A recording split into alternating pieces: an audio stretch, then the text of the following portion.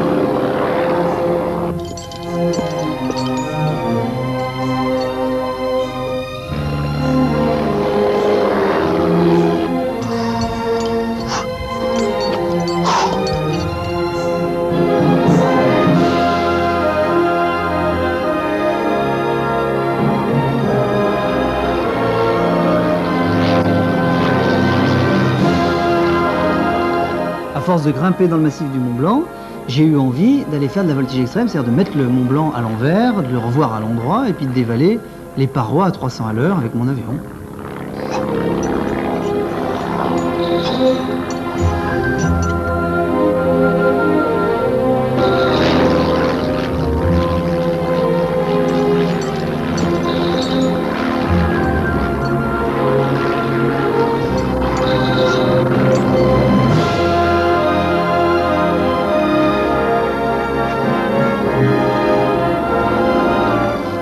Du vol en montagne, c'est que pour orienter son avion, on a besoin généralement de la référence de l'horizon pour savoir si l'avion est incliné à droite, à gauche, s'il descend ou s'il monte, et pour prendre ses repères. On prend ses repères sur l'horizon.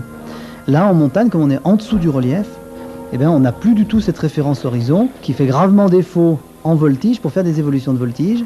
Et en plus, on est à côté des obstacles, ce qui arrive jamais en plaine. Je veux dire, jamais on passe à quelques mètres d'un arbre ou d'un gratte-ciel. On passe là tout près de la paroi à quelques mètres. Tango alpha décollage.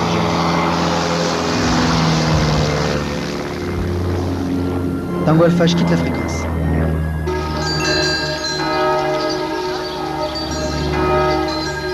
C'est un truc dans lequel tu vas pas du jour au lendemain, tu dois nécessairement t'entraîner.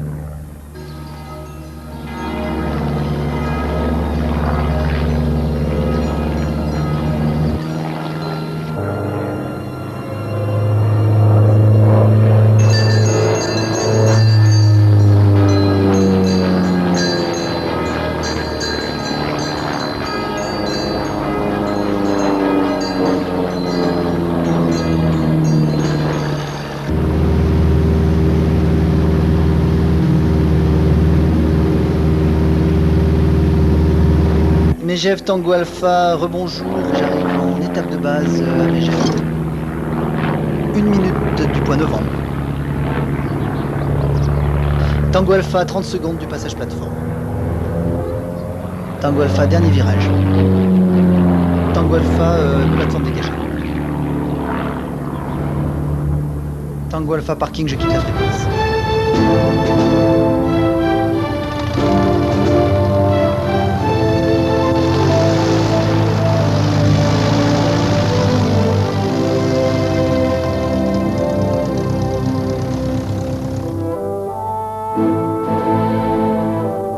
Ce que je fais, moi je le fais pour le plaisir, pour la sensation, et c'est purement sensitif.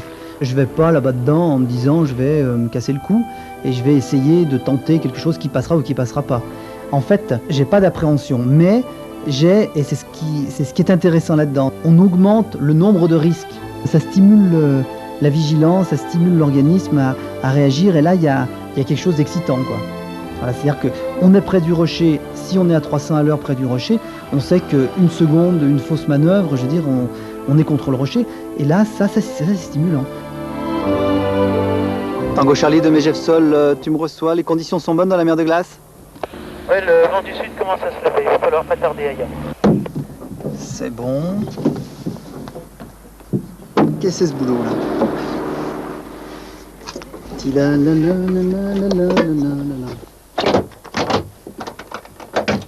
Alors, est-ce que le moteur tient déjà? Tous les chevaux sont là, tout va bien. Extra. Faut quand même avoir le moral pour sauter avec un parachute pareil. Hein. Megève Tango Alpha, rebonjour, décollage immédiat pour un vol voltige dans la mer de glace.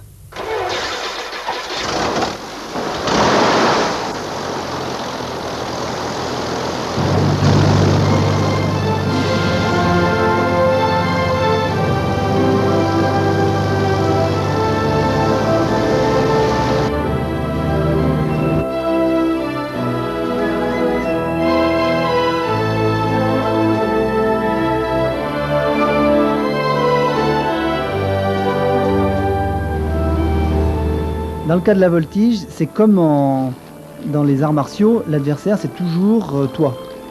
C'est-à-dire qu'il n'y a pas d'adversaire, il n'y a pas de montagne, il n'y a pas de glacier, ils sont là, ils n'ont rien demandé, le danger c'est l'homme.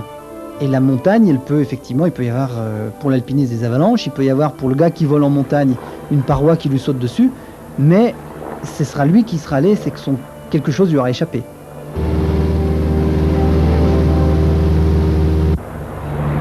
Megève Tango Alpha, je quitte la fréquence, je passe sur 130.0 direction la mer de glace. Tango Alpha, j'arrive à 13 000 pieds mer de glace.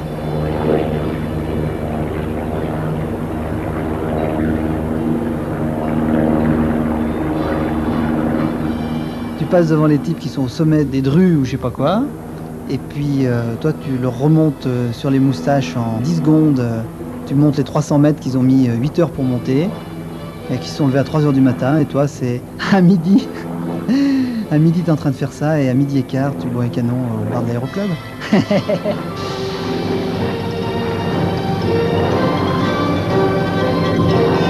Là on fait de la voltige à 4000 mètres. Comme il y a moins d'oxygène, les performances mentales du pilote sont aussi atrophiées, enfin sont aussi raréfiées que l'oxygène. Moi quand je tire sur le manche à 4G, ce qui n'est pas beaucoup, pour faire une boucle, dans la mer de glace, j'ai tendance à avoir le voile noir beaucoup plus rapidement qu'en pleine. Ensuite, les performances de l'avion sont complètement... On a l'impression d'être avec un avion à qui il reste plus que 60 chevaux alors qu'il est parti à 180. Donc on n'a plus de puissance, ça ne réagit pas du tout pareil.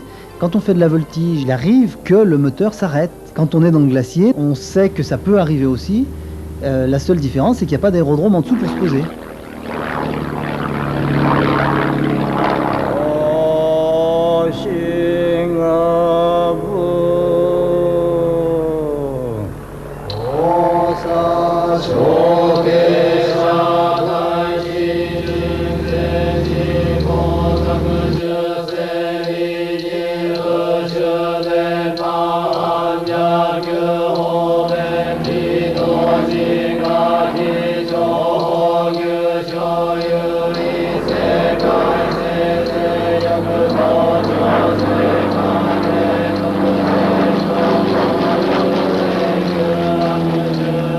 Le kung-fu et l'escalade, ce sont des choses que je fais régulièrement. C'est vrai que le kung-fu demande de la concentration, si on veut le pratiquer en maîtrisant bien la chose, et l'escalade aussi, pour maîtriser la peur du vide, tout comme en kung-fu pour maîtriser la peur de l'adversaire, pour pouvoir l'affronter. Ça fait appel à la concentration.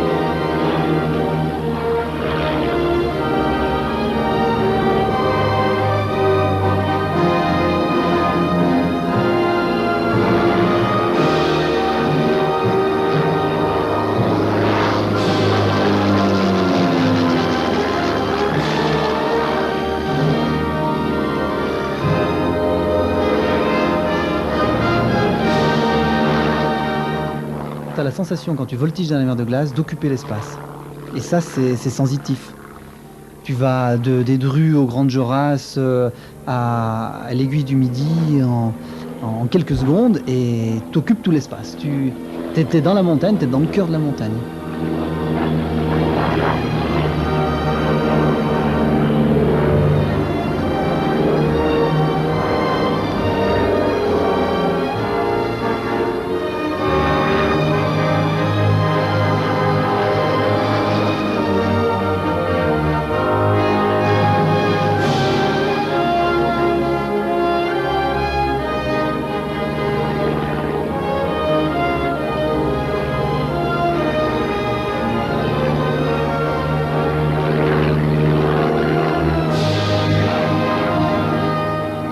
C'est un décor impressionnant. Quand on est sur un glacier, on entend craquer partout. D'avion, on n'entend rien du tout, d'accord? Mais je veux dire, quand on a fait un peu d'alpinisme, on le sait. On est au-dessus d'un endroit, sauvage, quoi, extrêmement sauvage, et puis dur. Et puis on est au cœur de la planète, là, puisque c'est la naissance de la planète, si je me plante pas, non? Ah, c'était génial, super. Ah, c'était génial, super. Ah, c'était génial, super. Ah, c'était génial, ah, super.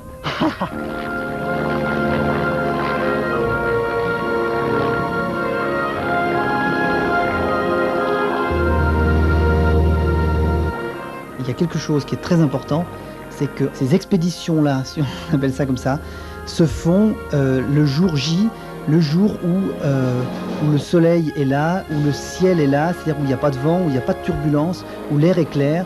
Et ce sont des jours qui se comptent peut-être pas sur les doigts de la main, mais presque. pendant l'année. Il faut que le ciel soit avec nous. Ainsi soit-il.